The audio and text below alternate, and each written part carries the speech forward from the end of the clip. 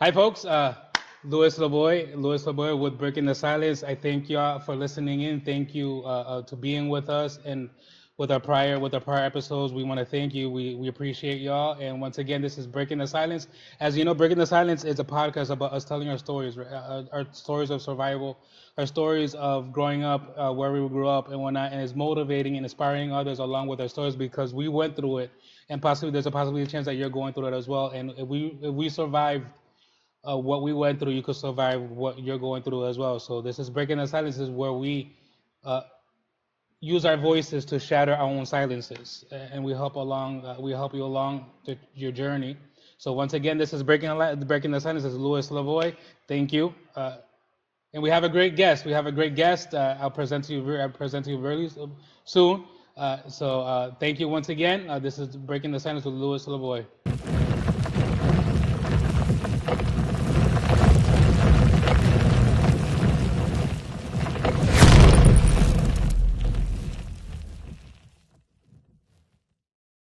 Welcome again. This is Louis Lavoy with Breaking the Silence, and today we have a great guest, a gentleman that we've gotten to know each other very well in these past few months, and I believe that he has a great story. And he's here today, and I'm going to present to you who he is. And like I said, he's a great friend. He's a great person, and it's James from Falcon Protection Services. How you guys doing today? I'm James from Falcon Protection Security. Glad to be here. Thank you so much for offering this opportunity. Definitely was different, but you know what? Anything, I think that a lot of people need to hear a good testimony. I think everybody should be motivated to speak on their testimony that have gone through it, and it was a pleasure to be here with you.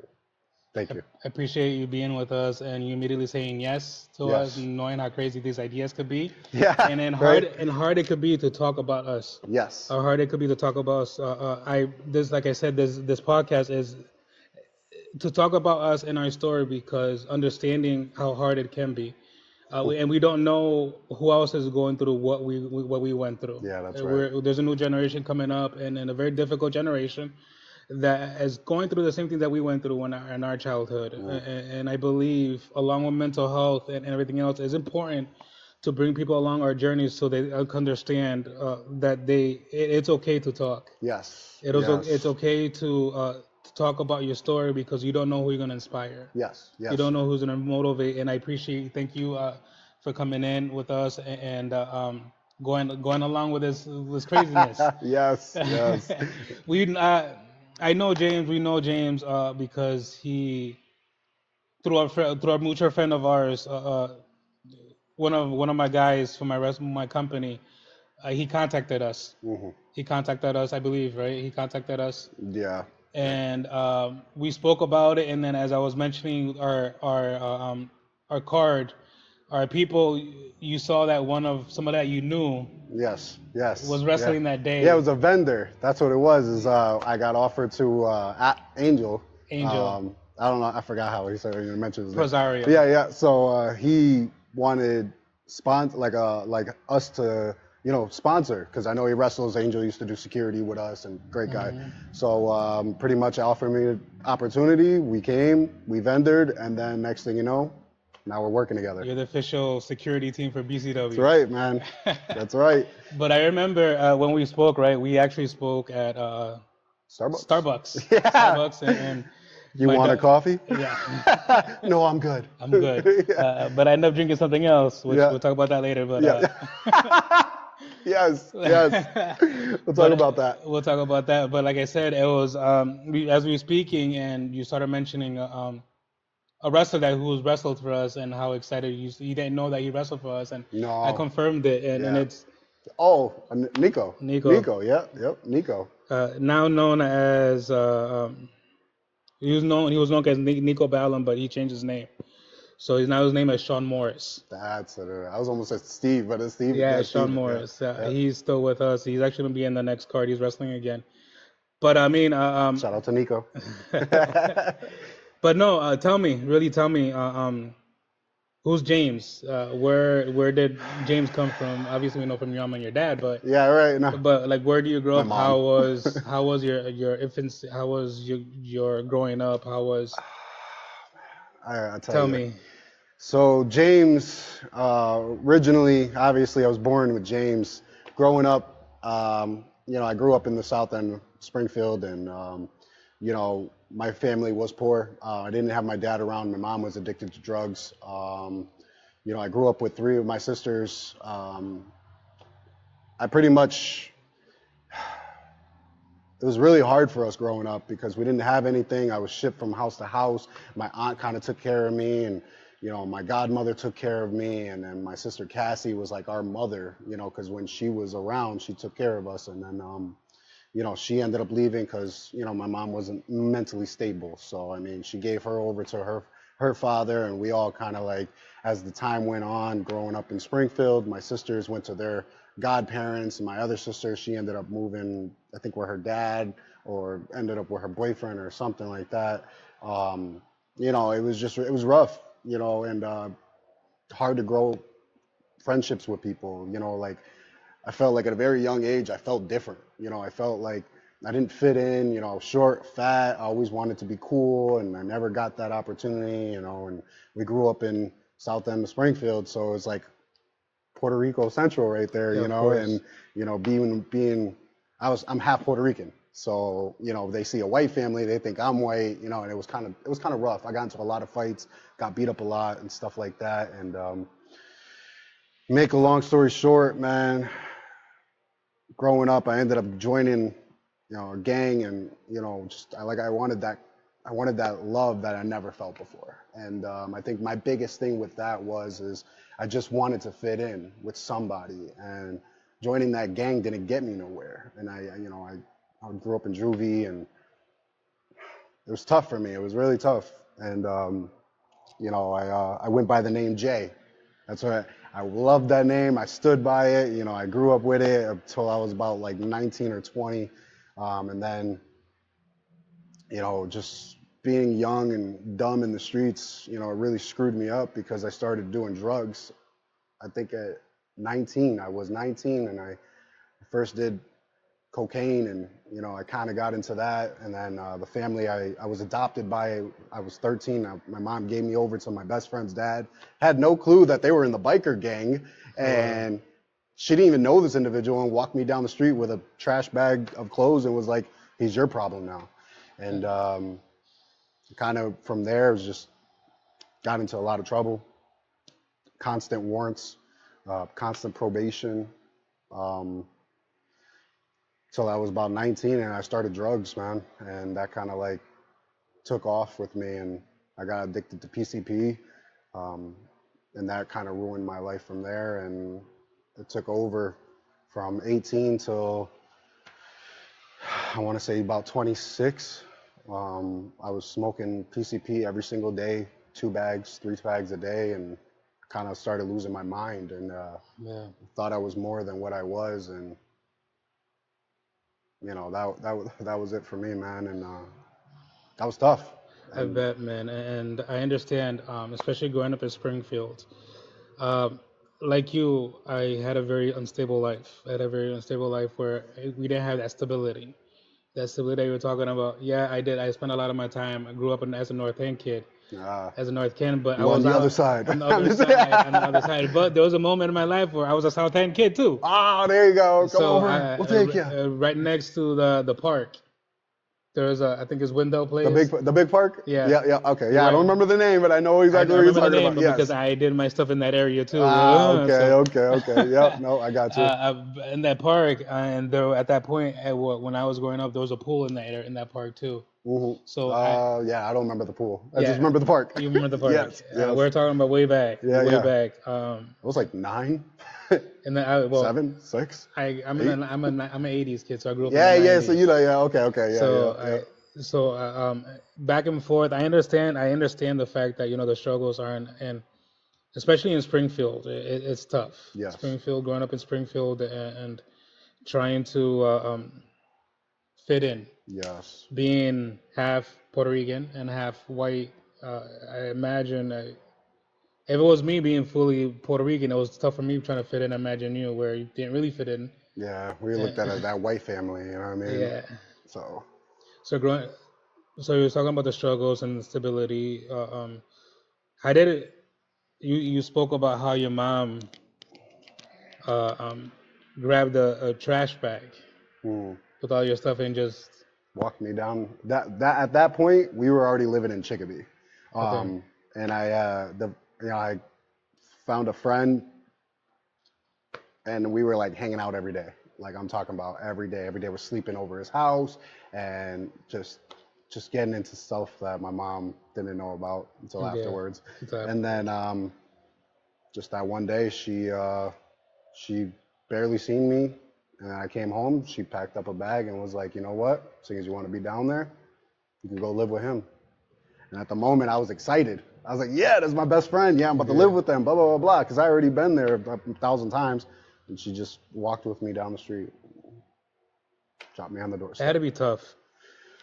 In the moment, I didn't realize it.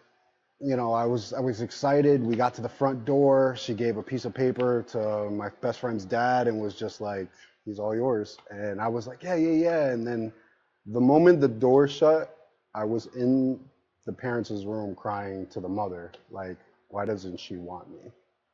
And that's kind of like where I lost a lot of respect for my mom. Is I felt like how my sisters probably felt when she kind of like pushed them out the door and was like, go to this person and that person and this person. So I see why that kind of pushed you into finding, like you stated, finding the love from different people. And I just honestly, I can't imagine. I can't imagine, especially I don't know how old you were, 13. 13, and that's a tough age. Yeah. That's a really tough age, especially knowing that, and I just hit the stages of boyhood, man. I was yeah, just going through it. your voice was changing. Yeah. I think I had 3 hairs on my chin at that time, looking like Scrappy. Like, Yeah, yeah, no, it I was hear it you. was different for me, man. I was young. I was young. Yeah, I was young. So it was right after then, the struggles and the stability, the struggles of growing up in Springfield. Springfield is a good spot. Don't get me wrong. It's just unfortunately, there's a lot of struggles. Yes. Even though we're known as the city of basketball, but it's still a lot of struggles, and Mhm. especially when you're growing up the hoods in the hood of Yeah. Springfield, which Yep. is the north end, the south end, up in Franklin, up in Worthington, Walnut, all my stopping grounds. Yeah, I was about to say, I don't think I've ever traveled there when I was that age. I remember being like 7 years old, 8 years old, going to my best friend's house, and he lived in Chestnut Towers, and we lived in South End. And me and my sister Mary would walk, and to the point where I started walking by myself to his house. So yeah, and he lived on the 18th floor of the littler tower. The smaller Yeah, tower, yeah, yeah. the one with the pool on the bottom. Yeah, the one I never seen. Yeah. Yeah, yeah, yeah, that one. But Yep. it's crazy, that you're talking about that, and I'm just thinking, and I see how and why it kind of pushed you into the drugs. Unfortunately, we take decisions, and as kids, where we think that we're taking big decisions, and we try to act grown. I'm grown. You, No, you, I'm not. and No, I wasn't. going through that, and you said you did cocaine, right? Yeah, I was actually, so the people that my mom gave me over to, they ended up moving over time. They ended up in Holyoke. So at the age of 18, I met my son's mom, and she was 28 at the time. So I kind of like, well, she was older than me when I first met her. Let's just say that. And Yeah, of then course.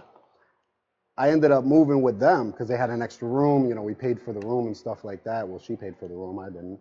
And they were all into cocaine and doing drugs. They were into dope and stuff like that. And after a while, just being surrounded, I had nothing going for me. I had no job. I was pretty much being spoiled and taken care of, pretty much, as I would say. I pretty much seen the scene around me, got curious, and jumped in.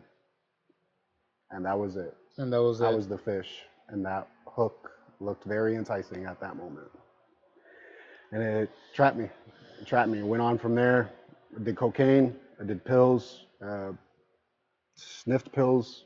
Uh, tried out PCP, and I used to smoke weed at that time. So I mean, I was doing all this plus weed, drinking whenever I wanted to, and And how old were you?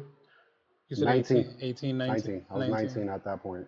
So, but when did you actually first uh, do any drugs at 18, or do you do it Nope, prior I to didn't touch anything till I was 19. until you're into 19? Yep, yep. Okay, that's good though. I was very firm about that situation. I was very scared. I didn't want to be one of those people because we see it all around us. I didn't want to Yeah, be one of those individuals, and I grew up with the individuals that went from the biker gang scene into heavy drugs. yeah. So I knew that around, and I was like, I promised myself, I was like, I'm never gonna do that. That's not gonna be me. That's not gonna be me, and that ended up being me. And you had mentioned the gang, so was it around this time that you were doing this, or was No, prior? it was prior. Prior. It was when I was in juvie. I hung out with a certain group of individuals. They seen me get into a fight with some kid, and that was kind of like their hey, Yeah, and I was just like, that South Hand little gang. yeah, nah. I was in the Gangster Disciples, man, and they kind of like just made me feel like home, like, and I guess that was the puzzle that I was looking for to fit into my life, and Yeah, that kind it of usually is. It usually is that little. Unfortunately, it happens a lot, yes, especially with not just Hispanic kids, white or anybody, in yeah. general. Especially nowadays, it's so Yeah, like you could be just walking down the street, hey, you want to come hang out, and next thing you know, you're getting initiated into the Bloods or the Crips or the Latin Kings or the, you know what I mean, whoever. It's yeah. just, it's so common nowadays. Like it's worse than it was before. But Yeah, it definitely was because when I was growing up, you were when I was growing up in Springfield. When I grew up in Springfield, there was the Kings that were all over the North End. yep. They were in the North End. They were Yep, in the I North remember End. that. I remember that, and then everywhere I went, they tried initiating me too. And everywhere I went, there would be Kings everywhere in Mhm. Chicopee, Springfield, everywhere. You could see Mhm. it. Then at that time, it was a Franklin gang too that was in that area. Mhm. In the North End, I think it was Familia. I Yep. think, Yeah. or no, it was afterwards. I don't know, but Yeah. So long ago. yeah, no, Yeah. but I'm just telling We're you, trying to pinpoint. it's well known that unfortunately, like I said, Springfield is a beautiful spot. It's a beautiful Yes. place, but unfortunately, Yes. the struggles push anybody to Yes. do those things and try to fit in. And Yes. so this was before 18. You stayed because you said you did go to Yeah. juvie as well. Yeah. So I was in juvie and stuff like that, and then For how kind of long? like I was on and off. I was a DYS kid, so I kind of like just Gotcha. dibble dabbled and stuff like that. And then I think that it's funny because I was this gang, and my best friend and his dad were actually Latin Kings. And if anybody knows anything, those Yeah. two gangs do not get along Hmm. whatsoever. And at that point, when I came out, I'm being juvie, got the look and all that other stuff. And my best friend's dad was actually like head crown of Mass, and they were actually in Chicopee, around the area I grew up in. And it was so weird because when I got out, my probation officer is like, "Oh, I don't want you playing around. There's gangs down there now, and it's really bad and blah blah." Blah. And they come to find out it was my best friend and stuff like that. So it's like I didn't really live in fear like that because it's like I knew people, and it was like, but I was just completely blind to everything that was going on around me. And So you blocked everything else around you because of what you went yeah, through, your struggles, and yeah, we learned, like I stated, we learned how to push ourselves and grow up a certain way where we block our surroundings, and yes, we just have that quote unquote tunnel vision. yes, exactly what it was And this is it. This is my life from now on. And for the rest of my life. Yep, that's 18, 19, that's you headed into one the thing you're in, you're never getting out unless you're in a box. And yeah, yeah. yeah, Um, that was well, we talk about that after. We'll talk about that yeah, later and whatnot. And but I just imagine you getting initiated and trying to go through the process yeah. of ranking and Man, listen. So that was for me. It wasn't to me. It wasn't about ranking. It was more about respect.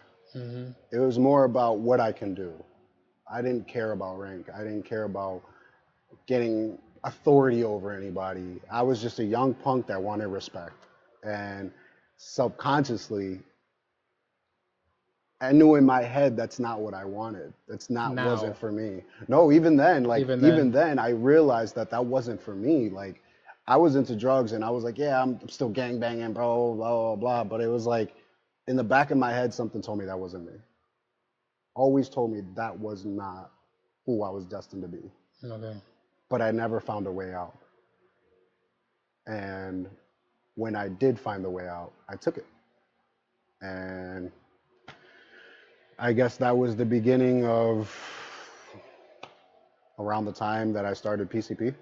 And I ran off with that. And like I said, that really is a whole nother part of my life. That just, PCP. yeah. How Yeah. long? How many years?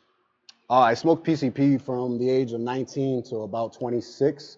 Um, so yeah, I'm 8 years sober now. Congratulations. Thank you. Congratulations. That's I haven't tough, but it's smoked. Yeah, yeah. Oh man, I tell you, it's like they say, once you're an addict, you're always an addict. I believe that because you do get the crazy urges. You do get those senses, the smells and stuff like that. you do. But now it's so faint. You know what I mean? And then you're just like, you start to get that twitch a little bit. Like, why does it smell like this? Like what? So and if nobody knows, PCP smells like permanent marker. Um, so anytime anybody cracks a permanent marker or I open a permanent marker, I get that whiff and I'm just like, my life. It's like a memory will flash or whatever. But I did it from 19 to 26. That really got to me. Like I said, I was losing my mind. If you don't know what PCP does to you, it's a hallucinogenic. It definitely tweaks your brain. It does mess up your senses. Like for me, it messed up my mind, my eye contact. Even to this day, I can't stare into people's eyes too long. I do get like that anxious feeling, Yeah. and to me, it feels really weird. So it's Yeah. like even when talking to you, I know you can read it. Yeah, I know I you can. can see I it. can see it. So it's like, it definitely messes with a lot of your life, and it definitely did with me. I did it for that long, and I got to the point where I was using it every day, twice, 3 times a day, and that kind of took a toll on me. You said you took like, was it 2 grams? You said you took every day, or how No, much? I was smoking 2 bags. 2 bags. Yeah, two So definitely bags. more than 2 grams. Yeah, yeah. It Definitely was more. it's crazy because it just looks like shavings, and you put that in a blunt, you smoke that, and then that's it. And that's Like it.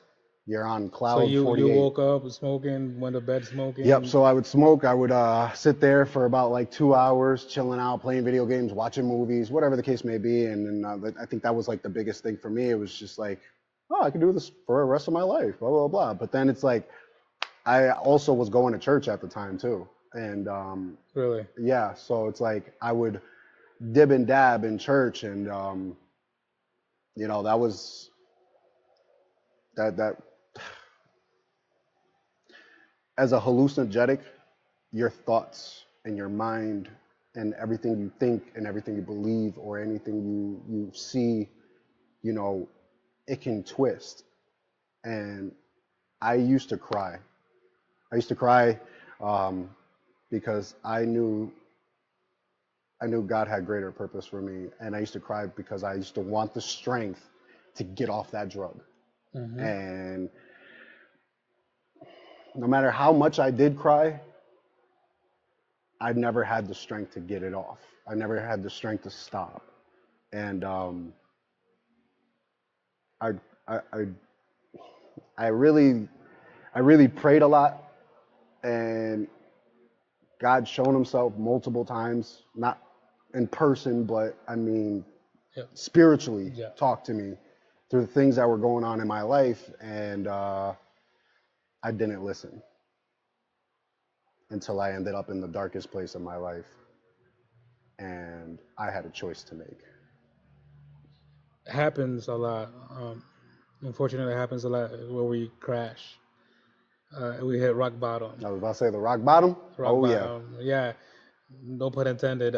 But rock bottom, and it's a difficult time because I've hit in that as well myself, and I found myself in very dark stages in dark areas of my life, and I wasn't able to get out from many other times because of the decisions that I did. But it's weird. It's odd, especially coming from me because that's what I do for a living now. yeah. Rock bottom is common in his life. I got you. But not just BCW, but as well, I work with addictions. Yes, I'm a yes. counselor. I'm a therapist of addiction, and I could tell we are talking about eye contact, and I could tell because that's what I do for a living. Hmm. And That's why I hate interviews, man. And it's crazy because I own a company, so I have to look yeah, into people's eyes. So, like, you doing? My name is James. Like, and it's just like nerve wracking for me. But yeah, you experience that. You know yeah, that. You know how we feel. And you've gone through it. You said right. Like yeah. you've gone through it I've yourself. gone through it. So yeah. I gone through it. 3 years sober. You have 8, so I congratulate you. Nah, man. Hey, Uh, listen. One day sober is good enough, baby. yeah, I'll tell you. yeah, I'll tell you. yeah. Run with it. Run with it. So 3 years sober, but I wasn't. Mine was morphine. Ah. So Okay. Okay. So I, the medical term of that. Yeah. medical, Yeah. the Yeah. medical term, the because of I got sick and dealing with my health and decisions of life and decisions I took, it brought me down to that point of life where I was depending on morphine and it got me addicted. It got me addicted, and at that point, you said you were talking about church and all that, Mm-hmm. and and my stages of addiction, I was in church too. Ah. Yeah. Uh, but I was a step above you, in essence, because I was a pastor. Mm. Mm-hmm. So a pastor, an addiction together. It wasn't a good thing. It Yeah. wasn't a good No. thing, and so I understand. I'm sorry, I understand all that, and it took me a while for me to come out or to me to break that. The doctor told me you have a year left in your life, so that really like snapped me out. Yeah. Hello. Wake up time. That Keep snapped on me. doing this or what? What we gonna do? So after that, he told me I have to bring it into operation, and when they went into the operation because of the morphine, because of the side effects of the Excuse me. morphine, it gave me something that's called stomach necrosis. What is it called? Stomach necrosis. So half of my stomach was already dead. I don't mean to laugh. I'm just No, like, no. what? Yeah, it was half of my stomach was already. It was You told already. me about that. Yeah. Yes. Okay. So they Okay. went in and basically what they did, they had to remove half of my stomach out. Yeah. So Okay. basically what they did was an emergency gastric bypass. Yeah. Yeah. Yeah. Yeah. Basically, which Yeah. saved my life. Same thing. Yeah. But it wasn't meant to happen that day when that happened. But it just they found it, and I was constantly in the hospital because of morphine, and I was addicted to morphine, and I was in the hospital because of morphine. But I'm getting what I want. Like, yeah. I don't mean to no, make but jokes, it's man. true. It's true what you say because even to the day today that I have gone to the hospitals. That's the first thing they tell me. How's your addiction? I was like, what addiction? Yeah. Because obviously it wasn't the paperwork, and they knew all that, and it's tough, and it's tough going to get treated because the first thing that they do is They look at you like an your addict. addiction, Yeah. So then, if you're in pain, they don't want to give you what you used. You're around that area. exactly. So they'll get some Tylenol. It's not gonna work. Yeah. So I understand that now, but at the same time, the struggles, the struggles Yes. and whatnot, and but what was your turning point? My turning point, like I said, when I found myself, where God,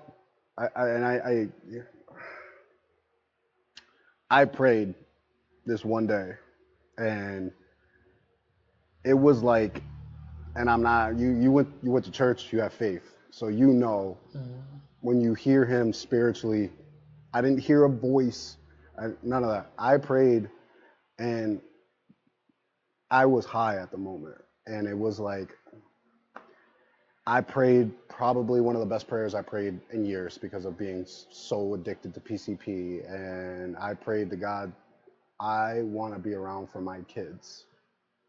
At that point, you already had your son. At that point, I already had my daughter.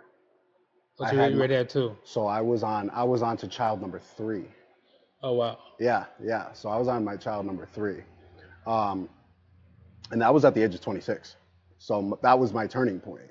Um, so yes, I was addicted, going in, having my son, and I was still addicted, and I like stopped for a little bit, and then I jumped back into it, and then I ended up having my daughter, and then I had gotten custody of my daughter, but only a little bit. But then like when my daughter was gone and all, like I was addicted, man. I wasn't in the right state of mind.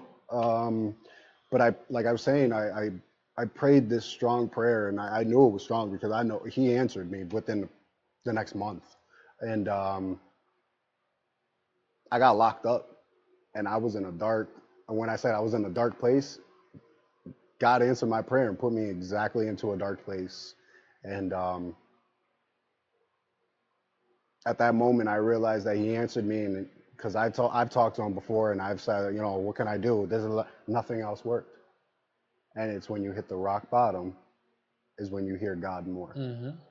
and I did, and So it was in there. You were it w- locked up. it was in there. I was locked up, and I knew I was locked up. I was facing 2.5 years, um, and I was just like, you know what? When I got sentenced, I was like, this is how I was gonna. This is the answer.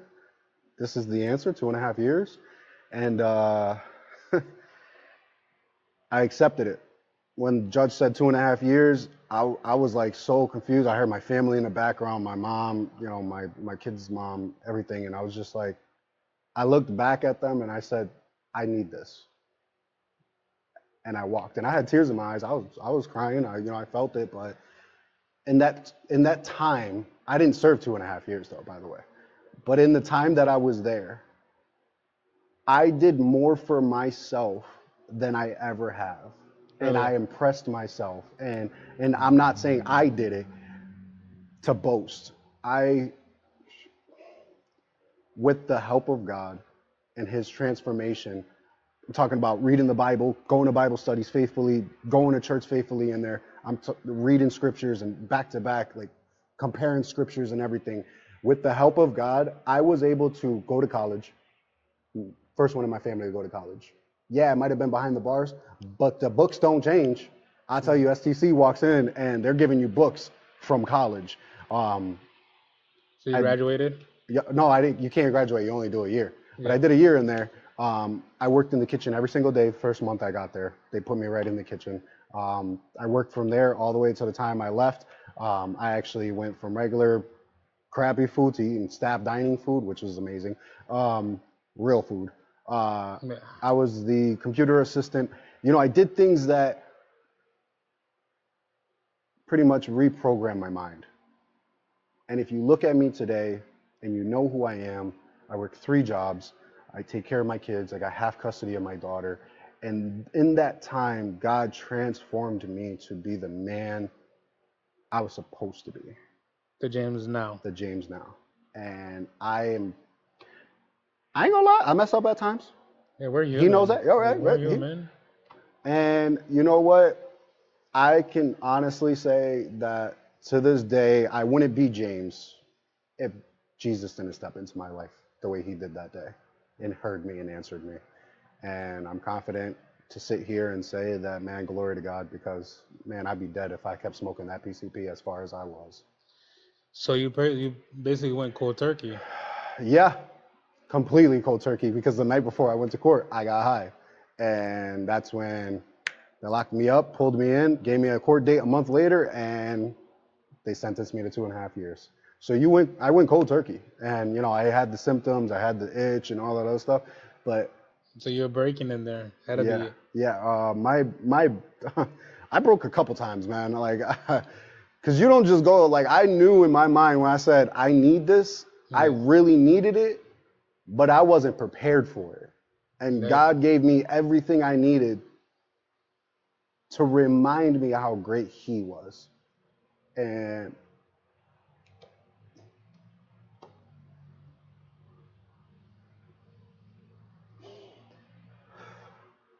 I was truly blessed to receive all the tools needed to be who I am today. And all the glory does go to him, hands down. Because if he didn't step into my life, I would be a wreck walking out of that jail cell, ready to go back and smoke another bag.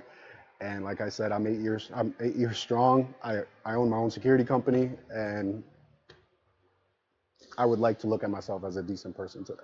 where it's. Yeah, I mean, it's. This is where they say God is good, right? Amen. All the time. And all the time, He is God is good. good. He is good. We all go through our struggles, and at yours, 26, about that age, right? 26, 27 years old when you Yep. got out of jail, or when you were breaking, and No, I was so you're almost 30 actually. yeah, yeah, pretty much. Yeah. You're almost 30. I just it's like how did it feel? Now that just when you're getting released and you took that fresh air like back out when you're free, but not only did you break out, like you came out, you came out sober. You came out changed man. Yeah. You came out ready for the world. Oh man, just thinking about it now, like brings me back to that moment. Yeah, I was pretty much released right before Christmas, All 2 weeks right. before Christmas, and my mind was like so advanced from what it used to be. I was like, I got to get a job. I got to get Christmas presents. I can't have my kid's mom just paying for everything. So I kind of started panicking, and I didn't know what to do. And God always opens a door, man. And one of the people I met that was in church, you know, they get church people. It's called rec. They come in and, you know, you meet a bunch of people who have testimonies, come from the dark sides of life, dark walks of life. And the lady was hosting something for the rec family, like the higher ups, the ones that put everything together and pay for everything. So she was throwing a big dinner, and I kept in contact with her, and she actually offered me to go work for her. And she told me, she was like, I'll pay you 150. I walked out with $300, gave that to my son's mom. Yo, hold that. We're gonna go shopping for the girls. Boom.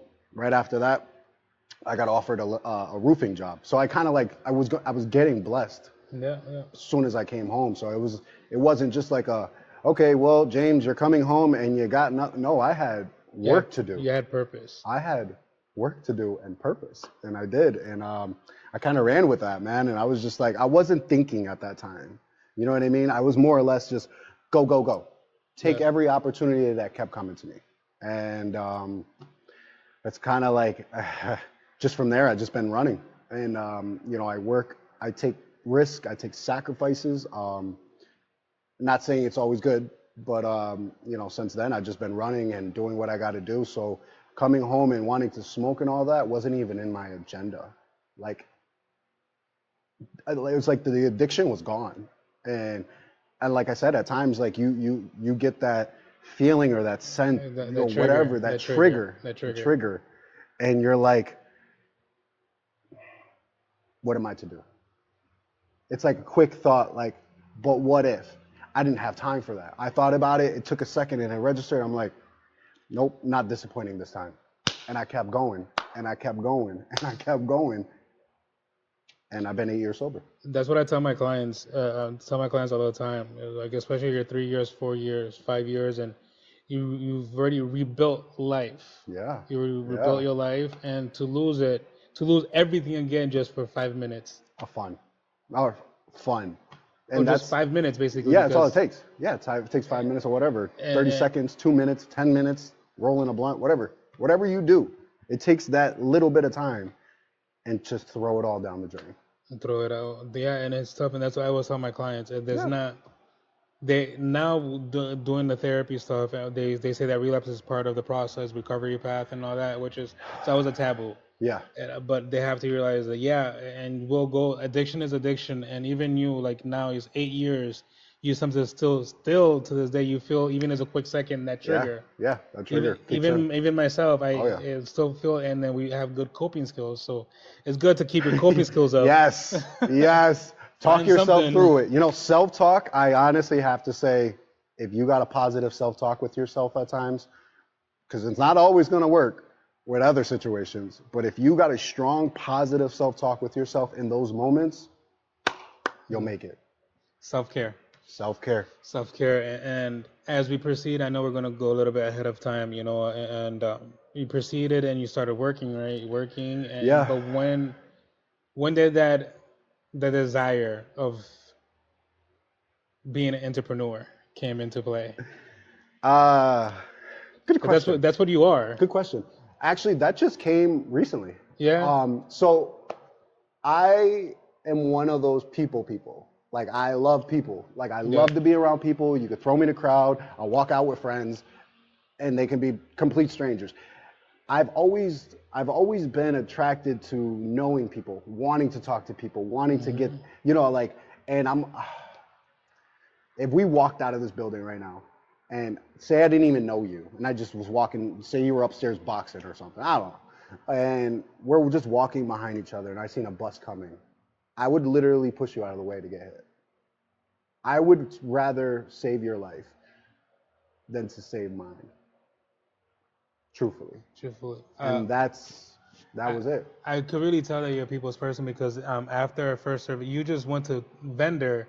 Yeah. You saw our environment. Yes. You saw Yes. our environment, and even then, you weren't. Your team wasn't the security team, Yeah. but y'all was still respected as a security team that day. Even Yeah. y'all Yeah. weren't even Yeah. there to Yeah. secure No, we to. weren't. Yeah. Y'all were there just to We enjoy just the jumped show. in, man. You know what I mean? We were there. We were having a good time. You were People having a were good awesome. time, and we brought you into the show. We did our thing to bring Oh you man, that in, was and awesome, bro. Thank we, you for that. we Appreciate brought you you. into the show. But ever since then, we right after that first show, I got people coming up to our fans coming up to me and asking about y'all. Is that your official security team? Well, they're awesome people. That James, Yeah. he's an awesome dude, and at that time, I think your wife, your girl, was armed. Yeah. Yeah. Yep. She there was was. there was a little girl. It was like, Yep. she has a gun. I was like, okay, you're safe, right? She's You're like, yeah, yes. safe. Yeah. Just know you're safe. Just know you're safe when we're around. So, and that's one of the first things that they came up to me and telling me, like, they felt safer on your team. Yeah. And yeah, it wasn't even security that day. I had my own security team that day. Yep. Yeah. And the cops Yeah, were because there. I think that plan was to have somebody dressed up because, obviously we, did what we did, but I wanted people to show, because we were vendors, I wanted to show like what we look like in and out of Yeah. uniform. You know what I mean? Like more dressed up. So I had the collared shirt. My cousin, he had the vest, and then my girlfriend had the vest and everything like that, and she had a gun, and we had cuffs. We made sure we had cuffs Yeah. in case something happened. We needed to jump in for real. But it was just, we just want people to see us for who we were, and And they did see you because yeah. I got told plenty of times right after you guys left that's an awesome security team, Yeah. and we felt safe, especially in Holyoke. Yes. Even though we have cops, we have everything. I think we had one cop that day. Yeah. Yeah. Sometimes I have up to two, depending on the show. Yep. Up to two. Yep. But even then, still having the cop and having the security team now, and then officially the second show came up, y'all became the official Yeah. team, the official Yeah. security It was team. right after that. Yeah, we became. And everybody still loves y'all, and I still get compliments of your Mhm. team and whatnot, Thank and you. It's how awesome to hear. professional y'all were, and how organized you guys were, especially It's an with honor. what we did with the team at one of our shows, and Two of the shows. two of the shows, and I compliment you because I know it has to be hard, especially with that mindset, because being an entrepreneur is not easy. It's not. So It's you were very talking about difficult. how do you got into that mindset? How did Sorry, I'm you? a gabber when I start talking, man. No, So I it's kind of okay. drifted off. That's why you It's pulled me back. I it's got you. okay, I it's see what you okay. did. I see what you did. So okay. what it was is just recently. Sorry, I didn't mean to cut you off or No, anything go like ahead. that. Just So feel free. recently, so pretty much that's how I was my whole life. I loved people, and I didn't like hurting people. I didn't like fighting, nothing like that. So just up until recently, I was working in landscaping with my brother-in-law, my sister's husband or ex-husband. And I was like, you know what? I got used to the heat. I got used to what I was doing. I was very good at it. I was like, you know what? I want to open up my own business, my own landscaping business. Why do this for this person? And he's saving money off of us. He's a multimillionaire. Why not open up my own and become a multimillionaire? So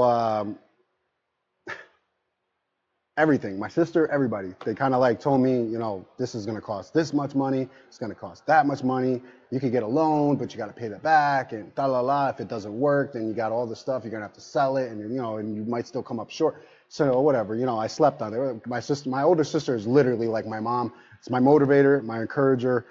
She's literally like, outside of Jesus, she's my rock. Like, It's okay yeah. because when I started BCW, even my Yeah. wife was calling me crazy. Yeah, that's what I'm saying. Like you're So- gonna hear it from people you really care about, and Yeah. that's the thing. It's like if it's in you to do it, don't listen. As much as you love the person, don't listen, because if you know it's a passion you can do, and if you have that mindset, like I can do it. I don't care. I'm gonna get the ridicule. I'm gonna get the doubters. I'm gonna get this, that. It's just like faith. At the end of the day, we walk by faith and not by sight. So if you're about that life and you believe in yourself and you can do it. So long story short, I did it. I pushed past all that, and I was just like, whatever. I'm just gonna do my own thing. I'll sleep on it, blah, blah, blah. But I didn't do it with that job. I did it with security. So I worked for a woman who, I was working in Springfield and stuff like that. And I've done security bouncing before, but I have 10 years of experience in security and just doing what I was doing for the clubs just wasn't working. Um, I felt supervisors sucked. There was no communication. You pretty much just came in and started working and started training right then and there. Um, I loved bouncing because I get the opportunity to actually keep people safe, and that I love. So I love people and I want to keep them safe. So, I started off, I didn't think nothing of it.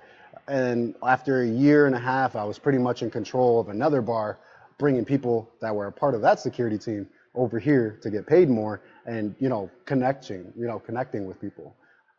Not realizing I was marketing with people, Networking. networking, not marketing. Thanks for the correction. So I was a supervisor without being a supervisor. I was in control of the security team, and that just pushed me to the point where I was like, you know what? I can get paid for this. So one day, sat down, pitched it to another gentleman. I worked security, Brosnan, at Walmart in Chicopee. Best friend, was my best friend. Pitched it to him. Yeah, yeah, yeah. We filled out the paperwork for Massachusetts, got granted the Falcon Protection Security, and from there, it was just, what am I gonna do? What am I gonna do? How do I start? Hold on. But why Falcon? So I know to we're in be realistic, I know we're in Springfield, so there's the Falcons. oh no, and no, all no, that, it wasn't but even why? about none of that. Actually, that's funny you say that because of Springfield popped up, but I didn't think of it at that moment. So I actually wrote down a list, like a whole page of like different security names. Like I was thinking Alpha and Omega Security. Like I was attracted to that. And then my partner, or was my partner, he went for another one. So I was like, you know what? Give me three, and I'll say yes, yes, no, yeah, and then we'll decide. So he came up with, there was one name I don't even remember, the other name I didn't remember, and then Falcon Protection Security. So obviously, if you do your research, if you're an entrepreneur, you got to look up. If you're opening a business, you got to look up to see if somebody else has it. The closest thing was Falcon Protection Services. That was it. And I liked the name. And then from that, I was just like, you know what? Falcon Protection Security LLC. We locked it in. Sent it to the state. They sent it back. Paid all these fines or all these fees. It's a lot. It's a Yeah, lot. It yeah. could be And a then lot. it stood. But Falcon. The reason why we chose Falcon is it was a standout for me and it was a standout for him. And from there, we just ran with it. I was already working security, so I had a company behind me. I didn't have a logo at the time. I didn't have anything besides a name and a piece of paper. That was it. And from there, we just kind of went on to, I went on to working security. He worked for Garda, and it was just running from there. So I kind of I knew in my mind, and my girlfriend, I gotta give her a big shout out because she honestly was this company's backbone. I say my backbone, but she was mine and this company's because without her and without her advice and her motivation and stuff like that, and to encourage me to do this and that and this and that, like I gotta thank her for that. But from there, I started doing I started getting the graphics done. I got the badges. Obviously now you see the symbol. I kind of I ran with it there. I was working at a bar. I ended up leaving that bar. Now I work at a different bar, and I've worked there, private details, events, special events, private events. We do, private parties for commercial. We do private detail for commercial. We do it for, high end. I've worked with reggaeton rappers. Yeah, I've worked with a regular, just a rapper. We've done different details since then, and it's been incredible. And unfortunately, I don't have my partner there no more because it was yeah in the beginning, and then it kind of like fell downhill. I was doing all the meetings myself. I was doing the scheduling myself. I was doing the paying for myself for the insurance and this, then, and it was just, but you know what? God has always opened up doors for me since then. And every single time I get down and every single time I go through my moments, my mental health moments, he's right there just showing me, keep going, keep going. You spoke about mental health. How has Falcon Falcon Yeah, I Protection. know it's going. Say it. Go How ahead. has it helped with your mental health? And I know you mentioned why you're a girl now, but we'll go into that later. Yep. And how she's been your rock, Yep. you're the rock company, your backbone, and all that. But right now, your mental health. Now that you're an entrepreneur, is a different mindset. Yep. It's all total Yeah. in how we deal with our mental health. And I know we all have struggles and Yes. whatnot. But how has this refocused you, or how has it helped me, or helped you, or and sometimes and other times hasn't. I don't know. You tell me. I gotta honestly say, I work so much. I don't really because remember I told you in the beginning when I came home I hit the ground running.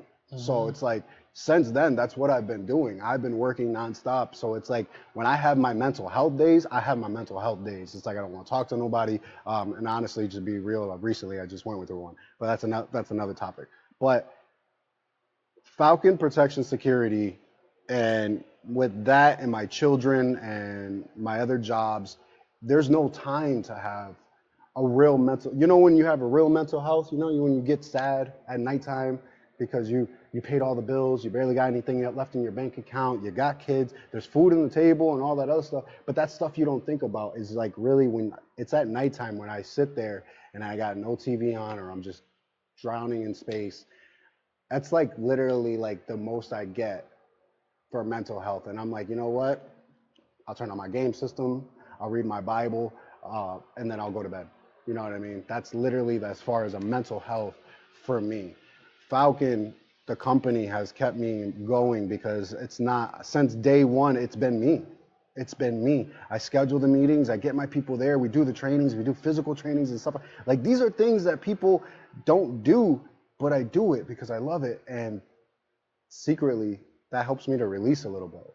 So when Hmm. I'm working, but it's really getting me to woosah. Let And as go. much as it stresses me out at times, it it doesn't. I gotta say, and I've said it. I know my team's gonna watch this, but out of everybody on my team, I'm the most calmest one. Okay. Working in a bar with drunk, ignorant individuals. I hate ignorance, but it definitely pushes my mental health aside because if I'm gonna end up getting weak, my people are going to see that. And yeah, we all go through it, but if I have to stay strong, not only for myself, but for my kids, Hmm. for my team, my girl, It and has to be anybody. hard though. It's definitely Oh, it's hard hard. because I've gone through it myself where I've have had to lock myself in my room. Oh yeah, oh I've yeah. had to lock myself in my room, and here comes my little girl running into the room, and I have to smile again. And With even the though tears in your eyes, yeah, baby. exactly, Yeah, I know, I know. Trust. so I understand that part, and but I understand how hard it is sometimes, and because even with my company BCW, but all the other prior companies I've built has been the same thing. Where at least with BCW, I get to get in the ring and boom, take a bump and do something, get Some that entertainment. some entertainment, and I get to pretend person I'm not, but it's part of entertainment, it's part of all that, and I see your passion as well when it comes to this because when I added y'all to the sorry to the show with our boy with Jiggy Sosa Jiggy, my with guy. Jiggy, I saw the passion come right out, even though y'all knew that y'all were quote unquote Yeah, yeah. Acting, acting. yeah. We was in the moment, Y'all man. was in the Oh moment. my gosh, you know how many times I heard, yo, I don't know if I could do this. Yo, could we switch off? Like they were trying to like debate on who's gonna drive or what. Like it was fun. You know what I mean? It was fun for us. But I immediately could tell because I was doing the editing and my camera guy was there and all of a sudden y'all formed and here comes diamond formation and everybody got to the diamond and walked him right out. I was like he's falling in love. yeah, yeah, I love that stuff, man. You Yeah, I could love it. tell that passion, so that's how I could tell, and Yes, that yes. was a moment I was like, yeah, this is the team that I need. This is the team that I want. I'll talk to him and we'll figure something out, and we'll work with it, and ever since then, you've been our team for what 2 shows now. Yep. Excuse me, I'm getting a little emotional, bro. It's okay. 2 shows now, right? Yeah, 2 shows. Two Go 2 shows. shows. We had the vendor show. Well, that was just the vendor. That That was was just the just a vendor. vendor. And then we had the last show, and then we ended up going, and now we're about to do the second show. And Yeah. this is I think our big one. You know what I mean? I think this is the number 2 that I was talking to you about, and Yeah. this goes from there. And it's been an honor. It's been a great. I got to scare my sister. I know she's gonna watch this. I got to scare my sister because she does not like clowns. Oh yeah. And Jekyll, oh Jekyll. man, I took one of his masks and I freaked her out with that. And when he came out, she went running. So yeah, I mean, this is So now you know why Jekyll. You know yeah, why now. yeah. Go for the one. I'll point. But yeah, this is to be honest, it feels like family when we're working with you guys. I It appreciate doesn't it. feel forced. It doesn't feel like. It doesn't feel unnatural. It feels like when you walk into the room with your family during Thanksgiving, and that feeling, you're like, wow, my family's here. That's how you know. Man, we appreciate it. We appreciate y'all, and our fans appreciate y'all. Our fans are Shout out to the fans, man. Thank you. Thank our you. fans. It's especially Front Row Posse. Yeah. Oh my gosh. Yeah. Everybody there has been spectacular. Really nice to us. Really respectful. We've had a couple people come up to us, say thank you for what you're doing for us. Thank you for keeping us safe. And most of the time it's just us doing this, or we're moving around, but we're doing it with a smile on our face, because at the end of the day, we know we got this. Mhm. Not just that. We know that we're going to do our best to take care of our people every single time. But And this is stuff we love. and we love this sometimes stuff. sometimes it has to get crazy for y'all because because we have a good crowd. Yeah.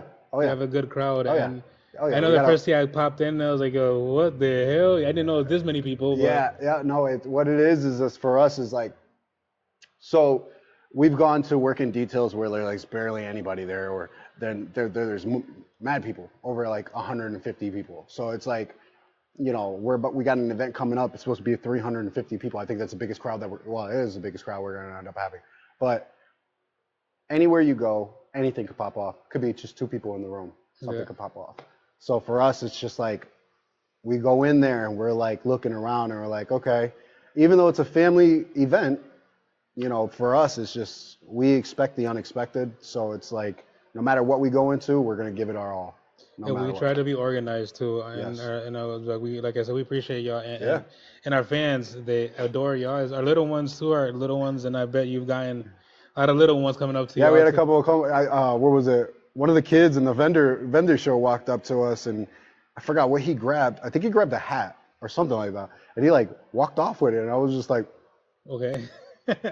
I ain't about to jump a kid, man. That ain't happening in my life. Not me today.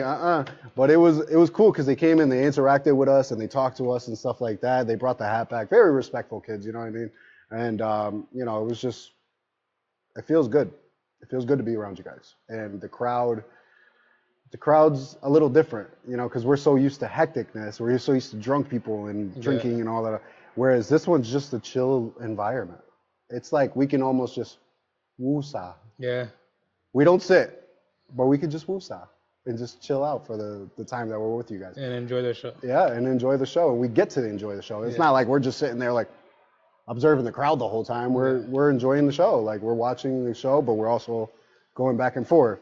So it's like we're constantly shifting our head like an eagle, for real, or a falcon. It's just we're back and forth, man, and it's an amazing feeling with you guys, and I'm very thankful for you.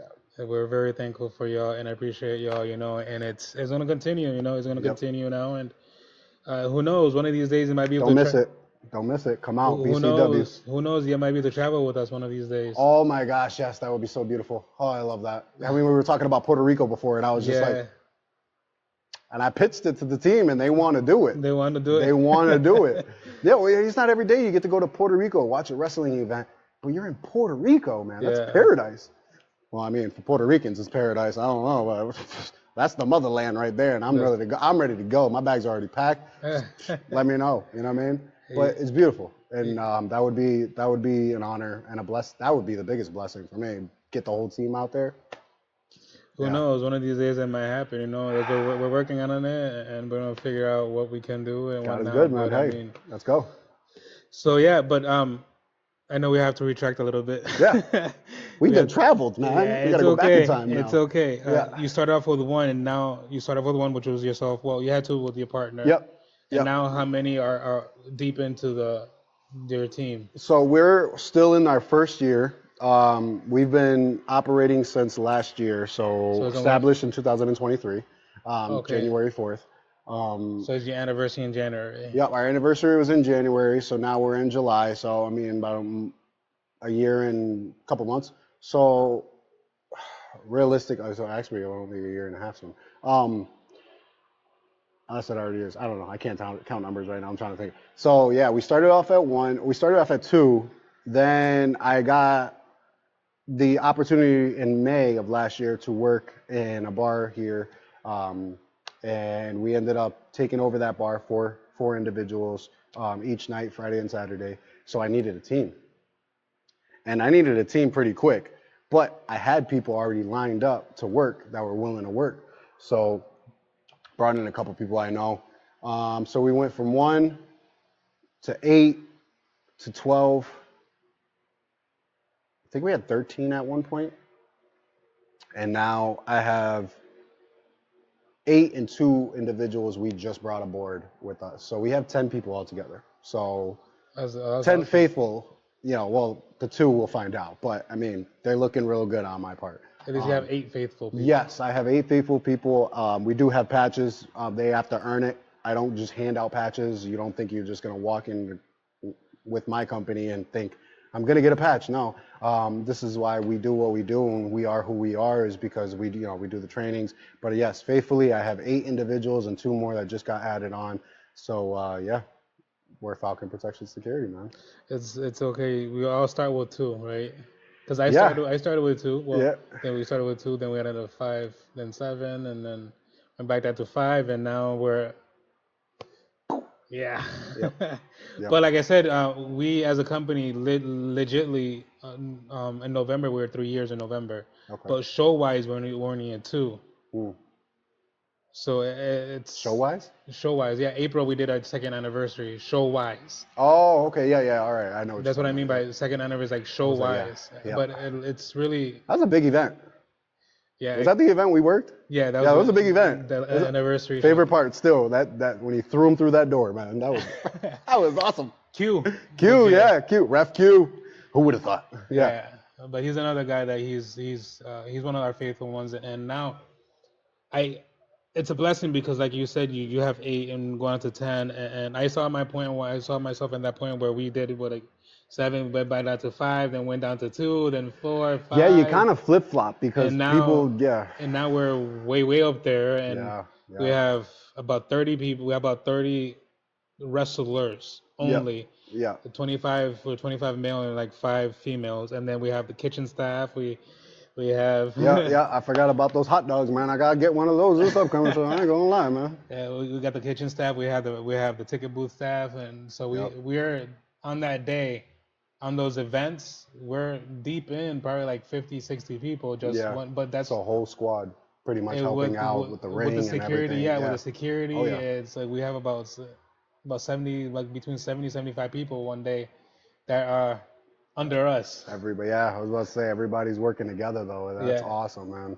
And you guys operate like literally as family. It's like, all yeah. right, you got your cameraman, you got this person, you got the people helping out with the ring, and then you got the ticket people, you got the food people setting up in the corner, security's getting ready. It's like everybody's working together to help each other out to get situated also, and then it just runs. It Yeah. just runs with you guys, and that's awesome. That's awesome to see. We've had our crazy moments. It's all good, but it's part We of all it. do. I imagine We you've all had do. your crazy moments Yes. too, Yep. and Yep. We all do. We all have our crazy moments at the end of the day, but you got to remember this is in the business, it's business. It's all it is. It's business. Don't take it too personal. I tell my team all the time, if I freak out, take it with a grain of salt, listen to what I got to say, do what I'm asking you and execute. It's all I'm asking. I'm going to have my moments. They're going to yeah, have their moments. It's nothing personal, man. we all have our moments. Even in my last show, I had a moment with one of the talent too. Yeah. At the end of the day, it's going to happen, man. It's But going to happen. you mentioned that you're a girl now, right? Yes, yes, She's he's my girl. your backbone, Yes, and yes, she's helped you a lot, and a she's been lot. there since the beginning of the. Yeah, yeah, she's been there since the beginning, doing everything with me. She could be Everything. intimidating sometimes, but let me tell you, especially Yeah, to my nieces, yeah, yeah. it's all good though. She's a sweetheart, man. I know she is. She's, you know, she may have that serious face, but you know, deep down inside, she's got a good heart. You know, she's I'm telling you, man. So I'm talking about like when I was at my down, she was there. She's giving me help. She's putting me onto a graphics designer. Shout out to Jazz Graphics. She's awesome. She's out of Springfield. You know, 19-year-old entrepreneur, holding down her business for graphics.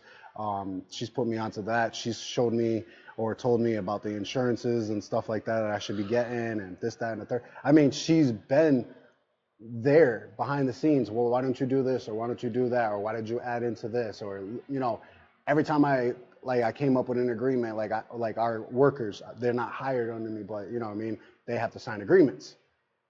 She's been there. I hit my darkest moments with the company. I got to points even up until not so long ago. I still like, you know, is this gonna work? Constantly pushing, constantly giving me advice. Babe, how's this look? That looks amazing. Hey, how's this look? I think you should do it like this. She truly is the backbone of this company. Like, because if she wasn't there, I probably would have threw in the towel a long time ago. Especially after my partner like started going downhill, and that was in the first month that we were even And running. it happens to a lot of us, because even one of the partners had his moments too, which as understandable, mental health and family always comes Yeah, first. yeah, that's Like exactly what happened with mine. Yeah, it always family. comes first, and and it's okay. Yeah, It's okay. we And I'm not saying nothing. He was a great guy. He's an awesome guy. He's a great guy. yes, But the one that's always been there with us has been my wife too. yes. So and we have to sometimes recognize the fact that it's even though it's our I bet you backbone. had one up on her when you were like, "See, babe, I told you it was gonna work." And she's Yeah. like, "Ay, tati quieto." Yeah, I said it on our second anniversary when I got up in the mic and I said Yeah, those people that said I was crazy, but here I am 2 years later. yeah, yeah. And you're looking at her like, she's like, "Really? With the toast? Really? Yeah, You want yeah. to do that now?" But she loves everybody. Oh man, she's a sweetheart. She I loves love. Hey, everybody. mama. Even though she barely understands what I'm saying, but I mean, yeah, yeah. She loves everybody, and my guys too, our guys too, and that's what we try to build, family stuff, and we always Yes, believe in that family because family is everything. every family is everything, and It's not by blood; it's by loyalty, man. and that environment, that friendly environment, and it's necessary for all our shows, and that's one thing I'm always focused on. But same with you, I'm assuming, right, where everything is that family vibe, that even though you really are family, Yeah, yeah. but So, not all of you, but it happens, A yeah, lot of don't get me wrong, a lot of my people that help me are family members. yeah, yeah. I have my wife; she's the one in charge of the kitchen. I have my sister, and my cousins. They're all there, Hmm. and it's Yeah, yeah, great. yeah. I forgot about that. Yeah, actually, it is your family that's in the kitchen. Yeah. Yes, it's the same thing with us. Actually, my cousin is a supervisor. He's the male supervisor that we have. My girlfriend is actually the female supervisor that we have. But I don't think for us, it wasn't like, oh yeah, you got special privileges because you're my family. No, my cousin had to earn it, and then Hmm. my girlfriend actually, she went on. Like I said, she's been there since day one, so she's already earned her patch just by being there. You know what I mean? But she was never a worker. And then one day we did a private detail, and she put on the patch because we were on private detail. So I wanted to show our company out there. So she put on the patch, and from there, a couple months later, she joined the team, showed her dedication, worked, and made her female supervisor. She knows how to do her pat downs. She follows all her pat downs. She follows all the rules. It's literally like if once she opens her mouth to say something, it's literally like if I'm saying something, and that's why she earned her spot as a supervisor. Um, my cousin Alberto, shout out to Alberto, it's been one of my day ones. Like as soon as the second month that we were up and running out in the Unicorn, um, that he came aboard, and I ain't gonna lie, I was skeptical. My cousin's Hmm. young, you know what I mean? At the end of the day, you got to really think when you own a company, it's what's best for the company. And my cousin came aboard, but I knew he needed it, and I knew it would help him to be a better person. And I've seen the growth, I've seen the change, and to be honest, the team that I have now today, to this day, um, you get us in the same room, and it's literally like having your family in the same room. We're all a bunch of goofballs. We all love to have fun. We're all getting on each other. You know Yeah. what I mean? It's amazing. What's your proudest moment of having your team? Like your proudest moment. I know we've had plenty of those on the way, but like, what's the that it moment that made you like, damn, this was for real. This is what I was made for. This is what I want to do, and that what gave you that power, that oomph to like continue. Because you mentioned that you how many times you wanted to shut down and whatnot. Yeah, yeah. What was that? What was that precise moment that made you like, this is it? Realistically, that this was it.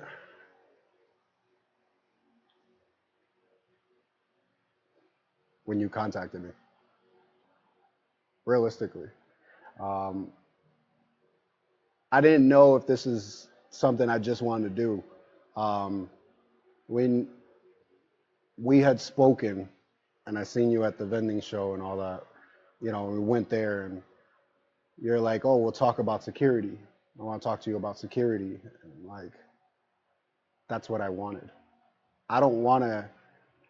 I don't want to just be the security at bars and clubs. I want to be seen as that security that we can trust. The ones that ain't going to take the bribes behind the backs. I don't want to be that security where people can sneak by us and, obviously everything, stuff happens. But I don't want to be that security that messed up and somebody lost their life. I want to do more. I don't want to just do bars. I want to do events. I want to do shows. I want to do banks. I want to do private security. I want to do security for rappers. I want to take this company to the point where, to be realistic, my goal is to make Falcon Protection Security a bounty hunter company. That's my ultimate. Mm-hmm. And when we got the chance to do security for you, that gave me the motivation to be like, this is what I'm made to do. People feel safe by seeing us. People feel safe. Drunk people, we get compliments all the time from people. And when people tell me, thank you for what you do, and thank you for protecting us, that hits it home for me. Mm-hmm. Because I know that I did everything I was supposed to do in that moment to keep people safe. And I gotta thank you for it. When a cop comes up to you and tells you, thank you guys for what you guys do, that means the world to me. My team may not know it, but to me, that's big. Because if cops are recognizing or acknowledging our skills, our training, like, because we do it trainings, when a cop or somebody with a higher authority or a company, even the smallest person to a drunk person in the bar acknowledges that we're doing a great job, that means the world to me. That means everything to me.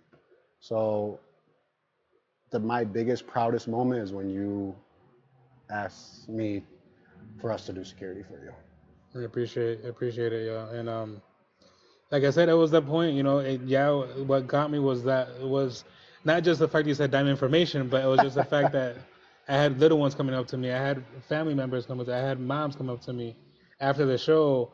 It's like, they're your security. It's like, they're one of our sponsors, and when they were the vending tables, mm-hmm. It's like, I felt safe, and then I was like, that's the moment, and I was right there. They weren't even doing security, but that was a moment for me. Yeah. I was like, let me push along, and it's not that I run things not emotionally, but I could see a lot. I could see beyond it sometimes, and that was one of those moments where I was like, and one of our loyal fans came up to me and said, they're awesome, and that day you were just sitting in the back and enjoying the show, and we were so in the character, man. I tell you, when we had to sit down, like, it was just like, from the moment that we had to run to I was sweating, man. Like, I was standing I was like, I started running and I'm pouring sweat. I'm like, I hope it don't drop on somebody, and I jump into the ring and we get into the mode and then everything starts happening and all that. Yo, it was awesome, man. And and then afterwards, we're just chilling in the back. Yeah. Just nothing happened. We went to get some hot dogs, whatever, blah, blah, blah, blah. And then we're just hanging out. And then we get to talk to the kids. What's his name? Wrecking Ball. I got to talk to Wrecking Ball afterward. Yeah, got to talk to him. A couple of other wrestlers, awesome show, blah, blah, blah. It was just a good time. And It was amazing, and thank you, thank you Well, for. so before we go, what do you tell your people, and how your survival and how you're able to survive your life, your struggles, and now look at you because your decisions, and how what will you tell them, and about if they want to do that jump into entrepreneurship, what will you tell them? In life, you're gonna have multiple different things that are gonna come to you, and you're gonna be like, you know what, I'm passionate for. You may not be passionate for that. There might be something that's gonna lead to something else. You may be passionate about one thing, but something else might step in the way that will lead you to that passion you're really connected to that one passion for. Don't just chase anything in life. Ponder on it. Think about it. And if you ain't got nothing or nobody to stand behind you, so what? At the end of the day, you, it's you. It's you standing there by yourself sometimes. Don't let that discourage you. Let it motivate you. Let it encourage you. And if you got faith, it's that mustard seed. You might not get a yes, you might get a wait, but don't be afraid to chase. Chase what's right in life, not what's wrong. Feel motivated to reach out, to talk to somebody, get advice, seek God. What did it for me was God. That's all I got to say. If we made it with our stories, you could make it as well. Our survival is who we are now. It's decisions that we've made that has helped us become the men that we are in this time. And with our voices, we want to help you recognize. We want to help you shatter your own silence. And with our stories, you've heard his story, how his survival was that he grew up in the streets. He grew up in the streets into drugs, gangs, living that struggle of life with his mother, with his parents. We've made it, so you can too. So it's something that is great to hear. It's great to hear that everybody has a story. Everybody has that moment in life where they have to inspire others, and And don't be afraid to hit rock bottom because really, when you really hit that rock bottom, you know the only way else is up, but it's up to so you. let them know where to if they want to get in contact with you. So if you want to get in contact with us, you can always hit me up on my Facebook page. For those who are actually on my personal Facebook page, you can contact me that way. Anybody sees, but I prefer you to hit me up on my Facebook page of Falcon Protection Security, or you can go on Instagram. You can look up. It's going to be changed to Falcon Protection Security because I'm switching that over. Or you can go on TikTok. Same thing, Falcon Protection Security. You can also reach out to me, 413-417-3357. Contact me anytime, or you can go to our email at falcon.pro.secfps@gmail.com. We'd love if you got any events coming up and you need security, we're the ones for you. I promise you, you won't go wrong. And we could testify to that. BCW could testify to that. So thank you. This is breaking the silence once again with our good friend James from Falcon Protection Security now. So reach out to him. It's a pleasure having you. Thank you. Like Thank I you. said, everybody has a story, and hopefully we inspire you and we motivate you to continue your life and motivating others. And you always have a chance to be here next to us or next to me. Reach out to us, and we could talk. But this is breaking the silence with myself, Louis, LeBoy, and James. Thank you all. See you next week with another great interview that we have. It's gonna be an awesome interview. Thank you all. Thank you all. We appreciate you. We love you all. Have a good one.